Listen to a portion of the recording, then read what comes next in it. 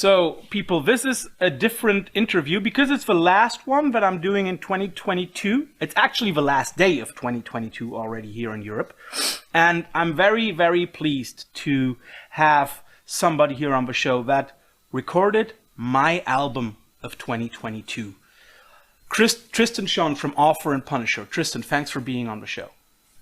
Thanks for having me. It's a pleasure, and I appreciate the kind words. I could say that about nearly all of your albums, but Krüller is definitely very, very high on my list. Not only for 2022, where it's a top, but also in general. I like that record a lot. But first question that I always ask, what is the band merch or stuff that you're wearing today? Well, it's funny you ask. I'm wearing a Spotlight shirt. It's a band from the U.S. Oh, my friend Chris Enriquez on the drums. Exactly. Cool. Yep, that's what I'm wearing. And then I'm wearing underneath that. It's a funny story today. I put on a sweatshirt over my shirt, and then I took the sweatshirt off, and I actually accidentally put on two band shirts. So I got to work, and I was wearing I'm wearing another one underneath, which is actually like a goth night in San Diego called Nothing, not the band Nothing.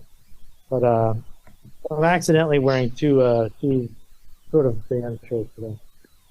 So the only thing that I'm spotting today is a band also from the US, from the Pacific side of the US, from my friend ALN Mismo. Nice.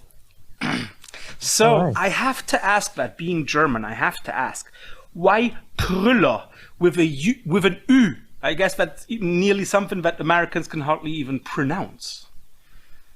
Well, yeah, I think most people have sort of when they say it to me, they sort of put that "oo" on there. But I think it's sort of a mystery that I like to leave a little bit there on the album title.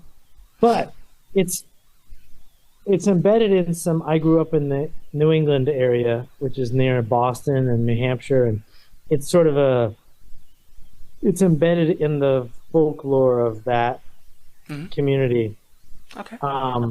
So yeah, I'll leave that sort of open-ended what the actual meaning of the word is, but I sort of reinvented the word to relate to the album, which was sort of became this sort of vehicle that I put on the cover, and it was related to sort of a survivalist mentality that sort of emerged in the U.S. over the last, 10 years or so, and really came out in the summer of 2020 and 2021 when there were a lot of like maniac right-wingers like getting their vehicles ready to go put turrets on the back and go like storm the Capitol. And I was sort of like, at that time, you could really feel it happening with guys driving around with Nazi flags on the back of their trucks and swastikas and, just all this kind of crap. And so it would really, not the German part of that. The German part of the name was completely by accident, but just I was writing the album based on these ideas of survivalist, post-societal America. And Krüller was sort of in my imaginary world was this like fantasy truck survivalist vehicle. So something like Mad Max from New Hampshire. Yeah, sort of. Okay, cool. And also, to clear it up for everybody who's not German, there is no German word, Krüller. No. There is not even a noun to it. It has no meaning. But how was 2022 for you? How did you like the reactions to the album? Do you think people got your point?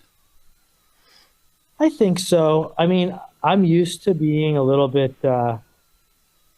when Author and Punisher first started, I had a little bit of a buzz in terms of like, hey, this guy's got this new gear that no one's seen before, and like a little gimmick that got me like a little bit of press and this kind of thing. But and that happens from time to time. But for the most part, like I feel like I'm sort of always under the radar, and I'm not gonna be one of these. Let's just say the music speaks for itself. It's slow, doomy stuff. It's not for everybody. So I'm sort of used to like accepting that, the clubs aren't going to be packed when I play, I'm getting some good turnouts. I'm really happy about that. This album for me, was the best album in terms of like response, sales, turnout I think I really had people connecting with the music in a way that hasn't happened before. So this year for me was like the first time I felt like, you know, over 150 people in a club most nights, you know, sort of really paying attention. Most of the time it's like 40 or 50 people, you know, in the past. Do you also think that it might have a little bit to do with the sound of the album? Because to me, there is a lot of shoegaze on it. There is a lot of melody. It's a very elegant album. Do you think it might also have to do with that? Yeah, I think I have always, when people say like, oh, you know, he's singing now, I've always sort of sang, you know, I've always albums where I sing in key, but this one was sort of taking it to the next level and really taking the effects off of the vocals so that it was very clear, you know. I really wanted there was like James Blake, you know, this sort of R&B British guy. I really like the way his vocals have this real presence and sort of cut through even. And I really was like looking for the James Blake vocals on this album where they really can hear the sort of the whispering parts of your voice and the sort of. So anyway, that's really what I was going for, was really trying to make the vocals cut through and have like a gentle heaviness on top in the like flood of all the heavy stuff. Let me assure you, you definitely succeeded. But let me ask you this way. I mean, like, in a way, even the cover is, like, different to the stuff that you did before. It's colorful, very colorful. Now the question has to be, do we witness a little bit of a change in Offer and Punisher, or is this an exception of an album? What do you think? No, I don't think it's an exception. I think it's a direction. And also, I will say that I do think that Beastland would have, if I had mixed Beastland myself, like I did with Krüller, Beastland would have sounded a lot more like Krüller. Beastland was, I mean, we went with the direction. We put it in the hands of a rock and a metal guy to mix, and he did a great job. But the sound that I have live, I have always had this sound live, and maybe except for the vocals. So I really think like I may go back and remix Beastland to really sound like Krüller. Maybe not the vocals so much, but the sound of the heavy and the sort of the synths and the atmospheric stuff coupled with the really low, heavy, thick, low end. It didn't really. That came across a little bit more punk rock, let's say, on Beastland. A little bit more abrasive and punk rock. And the sound that I always strive for, and I've striven for a long time, is the way that Krüller sounds. Especially tracks like Maiden Star, Throne Carrying Dread, and sort of the heaviness, the thickness. That's my sound. I've always felt that that's my sound. Maybe I just haven't achieved it in the past. Which is interesting when you say you haven't achieved it in the past, because then it completely makes sense that now, more or less 15, 20 years in to Offer and Punisher, you find it. Which also means that, and I also witnessed that, I always recognized Offer and Punisher as some kind of work in progress, right? Yeah. Yeah, I would say work in progress is a good way to put it. I mean, I'm always building new stuff, although I have to say, lately I've sort of found I'm trying not to go crazy with feeling the necessity to build a completely new set of gear for every album. That was sort of the, you know, I don't know, whatever. It was like, oh yeah, well that makes sense. It's a gimmick. Every album, not a gimmick, but I mean like a selling point and also a goal. But it didn't make sense. It's like, why do I have to make new instruments every time I make an album just to make fans happy?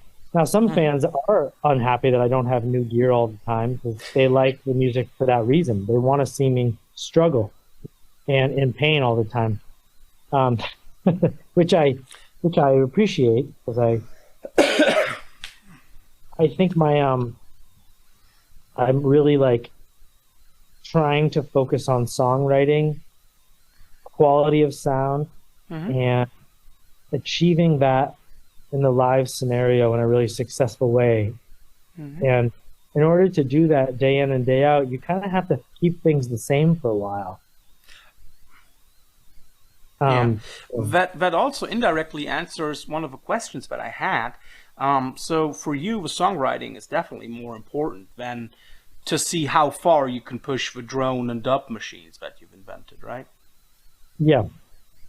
Well, yeah, in some ways that's why I've started this company that I'm Drone Machines, which is I just got off a meeting with everybody on the phone making gear because then it's not all on me to build stuff all the time because between my day job as an engineer and my touring and my family life and my family at home and New Hampshire and California, like I really I don't have time to do everything, you know, and I really feel like writing music is my first priority.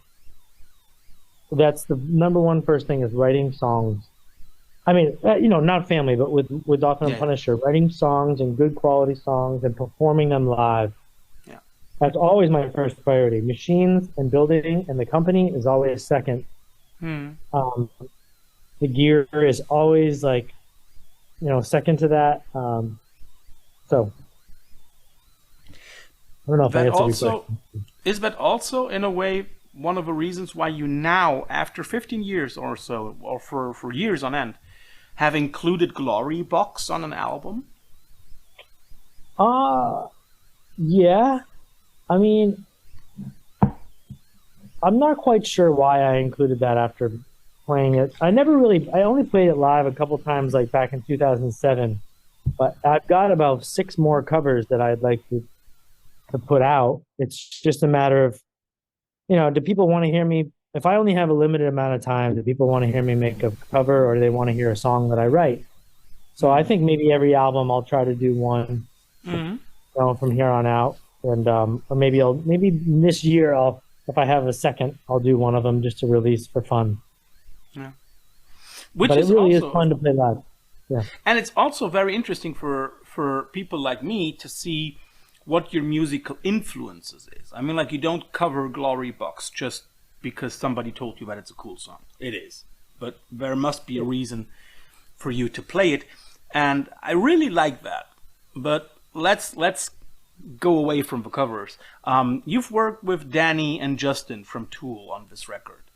So first of all, how cool was that to get them on the record? Cool. I mean, obviously, it was like, just to sort of like, you know, the tour ended. We got cut off short because by 3 shows. So we did 22 of 25 shows with Tool, and the pandemic cut us off. So, you know, obviously, we kept in touch. I kept in touch most with. I knew Danny before the touring the most, and then I got to know Justin sort of the most as the tour went on, just because he's a soccer fan and a football fan, and he played live on Crude Sectioning with me during the tour. So we kept in touch, and then he was sending me some of his MT Void tracks with his other band, and we just kept in touch. So when I wrote the album starting in May, I kind of finished writing in about like the 2020, finished writing in the October, November, and then I sent him some stuff, and we kept going back and forth. And then Danny had injured his pectoral muscle, like lifting weights or something. And I got him to do Misery at the very last minute. But, you know, I never interacted with them in person to do those tracks. We were all, you know, obviously because of the pandemic, it was all remote. So we just were sending files back and forth. It was really cool to work with Danny on that track, too, because he sent me like 25 tracks of his drums. And they were completely unmixed, you know, so I had to basically sort through and like mix his drums, which was cool because I could be like, hey, this is probably not how somebody else would have mixed them. I just blew them out, man. Just like fucking cranked it up, put the compressors on, and made them sound like a drum and bass kind of beat, you know, which I thought was fun. Let's take one further step back. before you went on tour. How did you get that tour slot for supporting Tool on tour? I think it was just sort of like a slowly building network. Danny's wife and her sister have a festival in Portland, Oregon called Stump Fest. It's kind of like a 500 to 1,000 person small boutique doom metal festival. Got bands like Yob and Earthless and Elder, and Danny's involved with that a little bit. So I met them there, and then they live in Los Angeles, and so they would come to shows and stuff. And Danny came a few times to my concerts starting in like 2016, you know. And then eventually Adam came to a show through Three Teeth, because they took this band Three Teeth out on tour. So I met him, and he asked me right at the show, would you want to come out on tour with Tool? And that was 2019. So yeah, just from there, I was supposed to go on the tour that they ended up taking Killing Joke on. And then at the last minute, they said they were going to take Killing Joke. And then the next tour, they ended up taking me. That's it. And then, you know, after 2 shows, they invited me to extend it to go to Australia. Okay. So we've already spoken indirectly about influences. When we talk about music, are there special general influences on your songwriting? General influences? General, like what? Outside of music? No, not outside of music, but is there maybe like an artist where you say like, okay, he or she or they are making music in a way that I really like, and I would like to go there with my own methods? You've already mentioned James Blake being someone whose vocal style you like, but is there somebody music-wise that influences Author and Punisher? Well, just to continue the vocal thread, I would say like there were probably 3 people that I just, you know, when you're growing up and you're in high school and your teens and you're first starting to play heavy music, and you, without really knowing it, you sort of model your voice after other people. And I would say like Scott Kelly from Neurosis, you know, Justin Broderick from Godflesh, and you know, and like Meshuggah or something. Like those were like, without really realizing it, I was definitely kind of modeling my voice. You know, you can't sound like them, but like those little things that you'll hear sometimes, I'm like, oh man, I really like was trying to sound like him, you know. So that's vocally. And then like musically, you know, the way that, like, especially with the drone stuff, you know, it was like early Melvins for sure. Was like the sort of dissonant, yeah, I would say like early Melvins for some of like the riffage. And then I would say for like the bass and low end, it was a lot of like UK drum and bass and dubstep, and then more recently some stuff like Andy Stott, where it was like, you know, let me think of these guys like Mala for dubstep and Digital Mystics and all this stuff, where I was really trying to find ways to take doom metal but combine the sort of really pure low end of like sound system and reggae and dub and dubstep and drum and bass culture. Trying to mix these 2 things. Like, hey, you got all these dudes with like stacks of amps, like Sun and all these doom bands, but I'm like, I feel like it's kind of boring, like, and they don't really hit the low end as hard as if you go to like a drum and bass or rave. You really have those stacks of drum, and then you get bass. I'm like, that's bass. You know, like metal dudes that do metal, they think they're doing bass, but really it comes in electronic music. And you know, like reggae culture. You know, like guys like The Bug, who's collaborated with Justin Broderick with like Zonal. He does this. He's worked with Justin Broderick at Godflesh, and they've sort of found this like crossover of electronic and like drum and bass, dubstep, and industrial music. So that for me was like the beginning of Author and Punisher. I was not trying to reference anything industrial, like, you know, this, and no disrespect, but I like Ministry, It wasn't like Ministry, Nine Inch Nails, or any of these old industrial bands. I didn't even know who they were. Mm-hmm. You know, for me, it was 100% rave culture. Mm-hmm. Yep. So those are musical influences. You've already hinted at some, of course, outside influences, political influences, about which we do not want to waste any more time, because there are moments where people tell me that I'm too openly political on the left side, which I am, and I'm proud of it.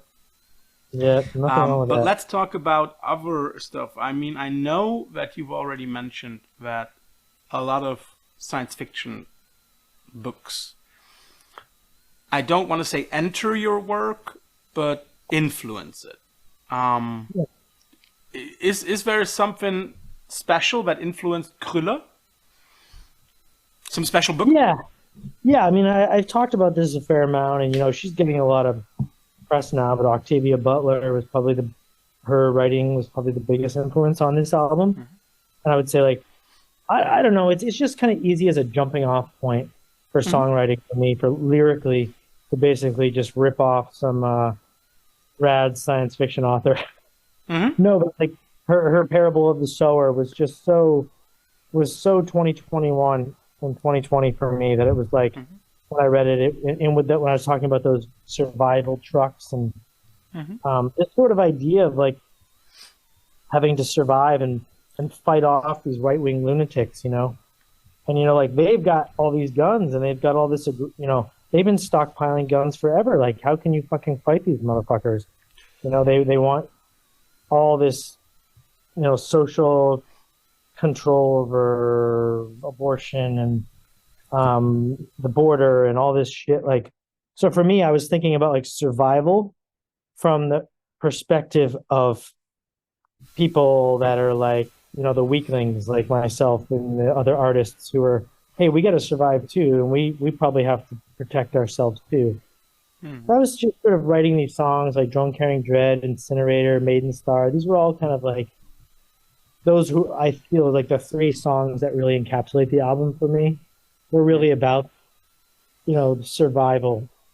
And Octavia Butler, Parable of the Sower, and then like Ursula Le Guin has Left Hand of Darkness.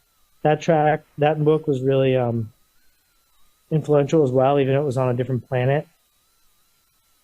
Let me see if I can name one more that I read during the.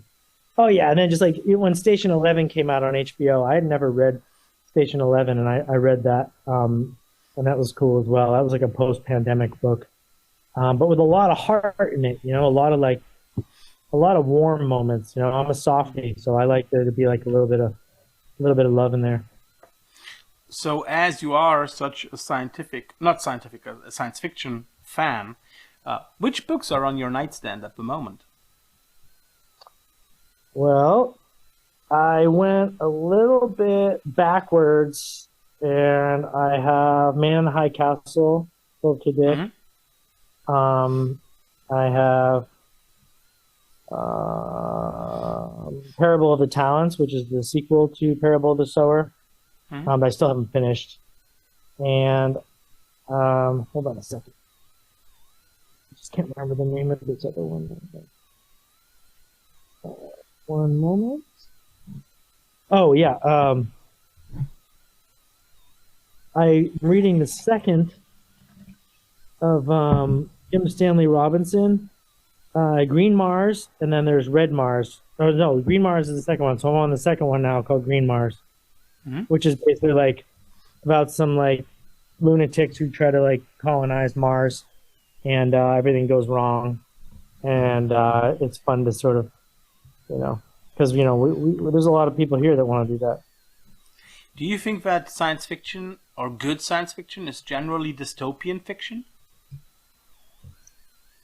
Yeah, I mean, otherwise it's like this sort of like, I mean, when you say dystopian, it's like everything is dystopian. I mean, like the Middle Ages was pretty dystopian. I mean, even though the Earth was in a much better place, I feel like it was probably like anybody who's smart and sees the direction of the Earth in the last, humanity has risen, is like seeing it's just been a constant decline. So like, yeah, science fiction authors are all really smart for the most part.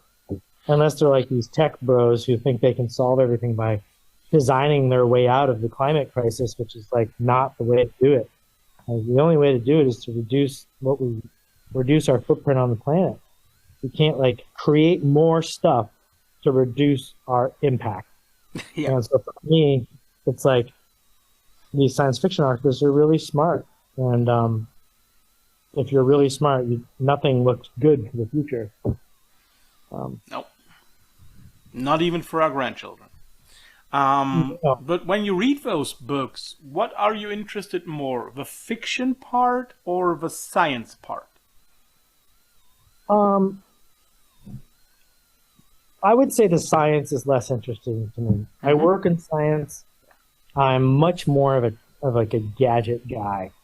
I help my scientists at my job like achieve their goals. So like they're the ones who come up with like, hey, we want to look at this part of the mouse brain, and I'm like the guy who helps them build a gadget to like move the brain around and take the camera and move it closer. So I would say I'm more into the fiction side and about the ideas and about the relationships. I like the idea of survival and, or rather like adventure, you know. Going back, like, I think I like this about touring too. It's kind of like, I kind of feel like I'm out surviving in the world in this sort of way. Like, hey, I got my van packed with all my gear. Here I go for 3 weeks. It's exciting, and I feel like maybe a little bit more posh than the end of the world. But so, when we talk about science fiction, I guess we're both movie nerds, right? So, the question should be, how do you like movie adaptations of good sci-fi books? Is there anyone where you say like, okay, that is really well done, or all rubbish in general? Well, I mean, like I just mentioned Station 11, the one that came out on HBO, and I hadn't read that book yet, so it's kind of unfair. If I'd read it first, maybe I would have felt differently, but I really enjoyed the changes that they made to the show, just sort of maybe give it a little bit more of like a human feel or something, but like, and also like updating it to relate to, I don't know, diversity or like things that we think about more now in progressive culture, or, you know, which I sort of appreciate. Like if there were like a, I don't know, Philip K. Dick book that was written about our time now, written back when he was alive, it was probably like, may not have been as ethnically diverse or include things about different, you know, gender identity or something. So I mean, like the guy wrote at a time when all the progressive culture that we are having right now, and which is good, was unfathomable at the time, right? Right. So making those changes to it are kind of cool. But like I'm watching that Kindred series on Hulu, which is Octavia Butler's story, and it's written for Hulu, which is like NBC, and it's sort of like they're making decisions about it, which I think it just doesn't feel genuine. They're writing about like somebody getting transported back in time into like a slave plantation, and it's a intriguing story. You learn a lot about like someone from this time going back and seeing what it was like back then. But I would much rather see an artist who doesn't give a fuck about the movie making money make the story. Make the connection. Which is always, of course, difficult if you're working for a syndicate or for a network, right? But you go first. Well, it's the same reason why, like, I don't know that, like, working with a producer, if I'm going to bring this back to, if you sign with a label, like a big label, I don't know, if some big label came to me and liked the last album, said, hey, we want to do your album, but we're going to have this guy who did Gojira's album be your producer, and he's going to have, having worked with a lot of producers, like, it's rad to work with them, but I think in the end, like, I've learned that, it's like being my manager. Like, I don't want a manager. I don't want a producer. Like, I'm an artist. Like, I need to make these decisions for myself. And a lot of those decisions are made like in the heat of the moment. And I think like there's a point in your life where you're like, do you trust yourself or do you trust the industry, to make these decisions for you? And for me, it's like, I'm accepted that Author and Punisher is always going to be it's not going to be up here. It's going to be in the middle, popularity wise. And for me, it's really cool because like I can make risky decisions artistically. And what's the worst thing that's going to happen to me? I'd rather have my artistic integrity intact and have the album do pretty well rather than make some decisions that make it really popular that really make me like embarrassed about myself. So you already talked about working with a producer. Maybe you can lead the uninitiated amongst our listeners, including me, through the process of physically recording a record that on the surface level seems as if it's completely electronic and thus seemingly without the need of a studio or anything. How does the recording process go about? Is it track by track, sequence by sequence? How does it go? Well, the stuff that I do is, I write these songs live. The only song that I didn't write by playing my instruments and my machines in my practice space and record was Centurion, because that was the one I wrote with Justin Chancellor from Tool, and I wrote it on my laptop. And then I went in and played the parts separately on a keyboard, and then he wrote the bass parts. And there's songs like that on every album that I put out, and they're kind of like, they're fun, but they're like, I did a Godflesh cover a few years ago of Body Dome Light, and I wrote that one on the laptop. I just can't play it live unless I press buttons and just dance along with it, So anyway, yeah, I play it with a click track. I play all the beats, and then I record everything for the song. And then I go back and I sort of slide things around to fix my little mistakes. And then I go back in and I'll replace the drum kicks with sounds that, to reinforce them. I'll take the MIDI from everything that I recorded and sort of then beef up the low end. And then I'll reamp some stuff. So I'll run it back out through a cabinet with a microphone. I'll run it through Neural DSP, through some other guitar cabinets, which I use live. And then I'll send off the sort of melody stuff to my friend Jason, who is the producer on this last album, co-produced with me, and who will probably do the same thing on the next album, to basically take all those sounds and run them through a bunch of modular synths and kind of give them a more like organic feel than I care to spend the time doing. So that's Jason Beggins, that Viter. He took all of the sort of melodic synthy stuff I did and basically ran it out through much nicer analog synth and added some little parts and wrote some parts as well. And now that I have a guitar player, I'm doing, I'll be doing that for sure on the next album. So you're going to take Justin on tour? No, not Justin. It was Phil Segrasso, who was, who played in As I Lay Dying, and he was my manager. And he's not my manager anymore because that band takes so much of his time. When writing, I mean, like you've already said that you are interested in, of course, you're being an engineer, so you are interested in science and all that stuff. Could you ever see yourself handing off some of the writing and recording stuff to an AI, to an artificial intelligence? I don't think so.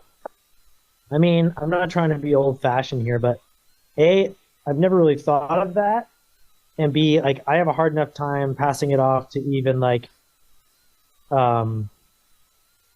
anyone, I like the control aspect of it. It's like something in my life I can control pretty well, so I passed off the writing. Like, Phil wrote all his guitar parts, So that was and Jason wrote a lot of keyboard parts. So for me, that's pretty good. No AI. So Offer and Punisher will always be basically a one-man project. One-man project, yeah. But I mean, live, I tour with a guitar player now, and I could see touring with a maybe a live drummer, because there's a lot of like, I don't love the idea of having some live sequences, and I do use them because I play the main stuff with my left hand, the drums with my right, and I sing.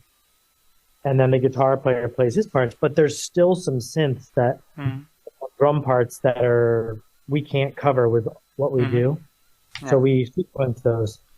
So if there's a chance on the next album that I would have a live drummer doing some stuff, and maybe a keyboard player too. May I ask, without any agenda or anything, when can we expect new Offer and Punisher in 23 or rather in 24? Or in 25, whenever. Well, it's probably going to be more 2025 because I think next year I'm going to be touring again. I've already started writing. That's why I was asking, because I figure that you're one of those people who constantly or near constantly is having ideas for music. Well, right now I'm trying to get the company officially rolled out. So Super Booth is in May. That's the synth thing in Berlin, and we're trying to bring our instruments there. So my first priority is to get that company going, so people can buy some of the things, and I can use the devices too, because we're building new devices that I want to use that work better than the ones that I have. So that's the first priority between now and May, and I'll start then I'll start writing, and then I'll be that'll probably be maybe done writing by mid-2020, early 2024. Yeah. Then the album's not going to come out. It just takes forever, 8 months of vinyl time. Yeah. And I'm older now. I've released a bunch of albums. I don't need to rush. No stress. It was just, as I got you on the line, like ding, ding, ding, ding, ding. So we've already spoken about your Glory Box cover, and now let's reverse it. You can choose one artist, living or dead, doesn't matter, to cover one of your tracks. Who should it be covering which track and why?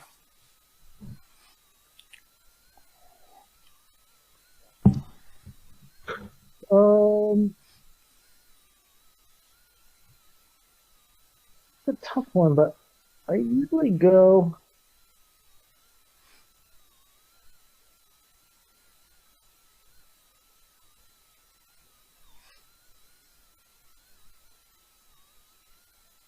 Man, I really don't know, but I guess if I had a choice, it would be... I don't have a go-to sort of electronic artist that I am obsessed with at the moment, but it would be somebody like... As long as you don't say Geta, everything is okay. No, it would be somebody like Arca or like FK Twigs or somebody like that, doing maybe like... some track like that, I'm trying to think one of my sort of more beat-oriented tracks, like Centurion or something like that. Somebody who can take an adaptation into more of an electronic, take the distortion out of it and make sort of a soulful or electronic track out of it. Not sure which track. Just have to write down something for myself. Well, I know that you... No, let's start otherwise. I know that you are very, as you've already mentioned, uncompromising in a way. Your sound is very clear. You know what you want to have. You have an artistic vision and you follow it. And then at the same time, you have a bunch of people behind you that you work with. How do you deal with the dichotomy of letting go? Well, I don't really let go, to be honest. I got very lucky, I feel like. I mean, we go through kind of a hellish process to make this work. Jason and I, he's my partner in the drum machines company too. Jason Began Vitaire is his musical name. I've known him since 2009, 10, 8. We worked together on so many. We used to have like warehouse parties together. We're building this gear together. He's done, starting with Beastland, Crude Sectioning, the single, and this whole last album. He's done a lot of the electronic stuff. Well, he's helped me with it. So, yeah, I would say we sort of like, we constantly get into it with each other too. So it's, but we always find it in the end, because I know, I think like once you accept sort of like, I think once we sort of worked out what our roles were, and like I needed to ask the right questions, and so that he knew what I wanted. Whereas with Phil Scrosso, like I'd never worked with a guitar player since like 2007. So he was my manager for a while. He just knew I didn't even need to say anything. He just, the tracks he gave back to me, I rarely pulled out parts. He wrote the leads for Incinerator and Drone Carrying Dread and Maiden Star. I had nothing to do with those guitar parts. So I would say that's like, it was very easy. I didn't even need to change the tones that he was using. So I was like, maybe I'm not such a control freak. Maybe you're not. I've unfortunately I haven't seen you play live. Shame on me. Yeah. How important? I know that your visuals are important to you, the visual element of your music. But how was then touring with Tool, who sometimes take this to a whole nother level? How was touring with Tool for you then? Was it enlightening or frightening? Well, I would say at the beginning, of course, when we got the offer, I started to think about like, oh God, I'm just this one guy. Because at that time, I didn't have a guitar player. I was playing Beastland with some tracks off Milk and Honig, and then Terror Bird. Those are the tracks I played. And musically, I wasn't so worried about the sound, although I did bring a sound guy with me and a monitor engineer. I was more worried about visually, and I wanted to have some cameras on me so we could have video. But Tool didn't let me do that, and that's pretty standard because they have a whole video server that runs their panel wall, and it's pretty in-depth so for someone to come in and have their own video, it's there's calibration issues and stuff. So it was pretty much like you can have an image, that you can on the panel wall. So I made a background image. John Sant, Mute Neighbor, made an image for me, like a logo. And then I hired Perturbator's lighting guy to do my lights for that tour. So, and I had all this big build-up, but I couldn't do that much because we had to be on and off the stage very quickly. So I kind of had to pare it down to what we could load on the stage in like 15 minutes and load off in like 10 minutes. So they were very generous to me, but their stage setup was so gnarly that I had to be pretty quick about it. But I was sick. I mean, if I did it again, I would not. You don't need to rent your own lights.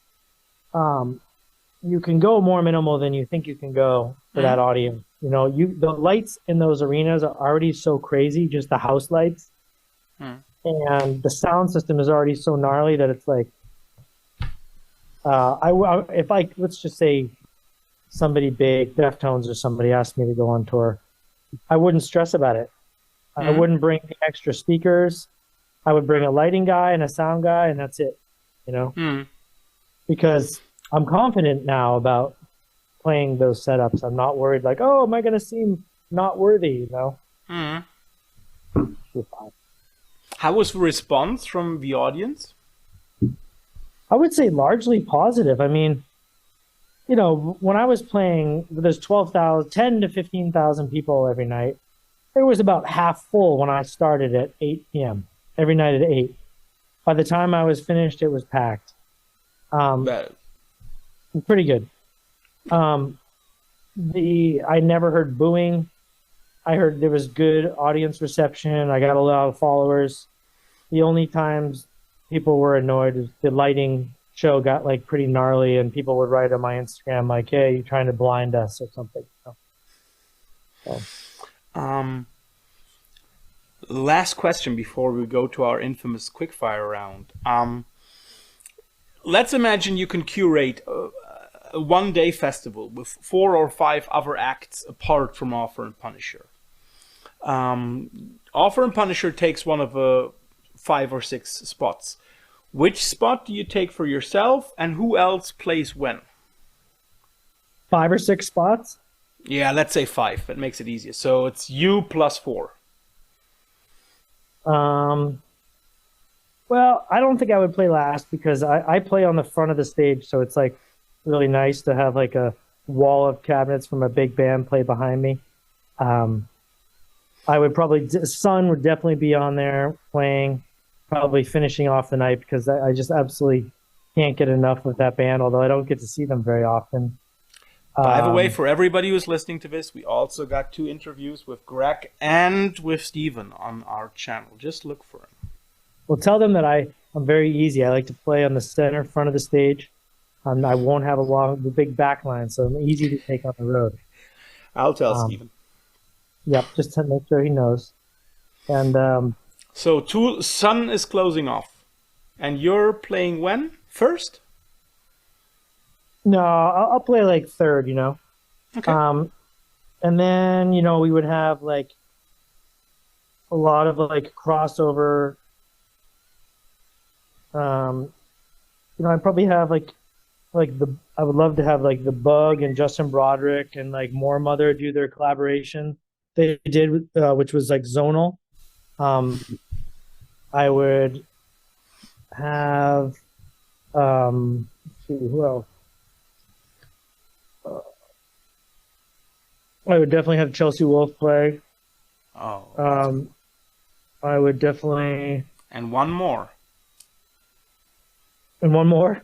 Yeah, you already got 4. Oh, that's 4. Oh, fuck, because I'm playing. I guess we would. Yeah, I guess we would take Chuck Schuldner back and have Death play, you know, right before Sun. So, okay. He's dead. So. Yeah. Well, yeah, he is, unfortunately. So that was, first of all, a very interesting way. And now we come to our infamous quickfire round. You get 10 questions. It's always something like roses versus tulips, and you have to decide. And, of course, it's roses. And you have to decide. And if you want to give a short explanation of your choice. So, as you were on tour with Tool, I gotta ask, Lateralis, or Anima? Which album would you rather listen to? Anima. Mm-hmm. For the shoegaze... My phone was ringing right there. No problem. Yeah. For the shoegaze guy in you, Cocteau Twins or Slowdive? Cocteau Twins. Mm-hmm. To dance along to, IDM or house music? IDM. Mm-hmm. Ministry or Godflesh? Godflesh. Mm-hmm. Drones or dubs?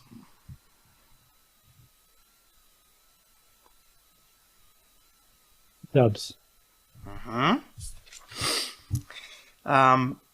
As you are building your own gear, I have to ask this.